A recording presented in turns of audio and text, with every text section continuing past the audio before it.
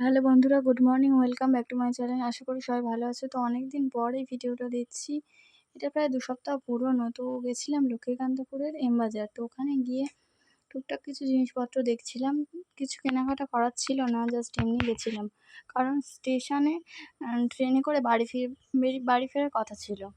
লক্ষ্মীকান্তপুর থেকে কুলপি স্টেশনে আসবো। আর এখানে আমি, মা আর আমার একটা বন্ধু এসেছে যার বাড়ি কুলপিতে।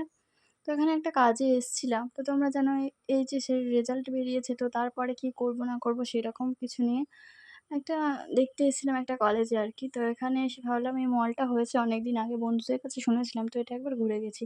তো তোমাদের কাছাকাছি কোনো এম বাজার বা বাজার কলকাতা শপিং মল আছে তোমরা দেখেছো? অবশ্যই কিন্তু কমেন্ট করে জানিও। আর তোমরা তো অনেকেই দেখেছো যে ডায়মন্ড হারবারের মলগুলোতে দেখেছি। তো এখানে ভালোই কালেকশন ছিল। তো এই যে এর মধ্যে দেখছি টপগুলো দেখছি, শার্টগুলো কিন্তু খুবই দারুণ। আমার খুব পছন্দ হয়েছিল। আর একটা কাজে গেছিলাম তো টাকা নিয়ে যাইনি। কিন্তু ডায়মন্ডের মতো অতটাও ভালো সেরকম ছিল না। মানে সেরকম কোনো লোকজন নেই। দেখতে পাচ্ছ না, পুরো ফাঁকা একদম। এখানে প্লাজোর কালেকশন আছে। তো প্লাজো তো আমি দুটো নিই। তো এখানে দুটো করে প্রায় কিনি ২-৩ মাস ছাড়া। তো ডায়মন্ডে এখানে ভিডিও করছিলাম। তারপর একজন বলল এখানে ভিডিও করা অ্যালাউড না।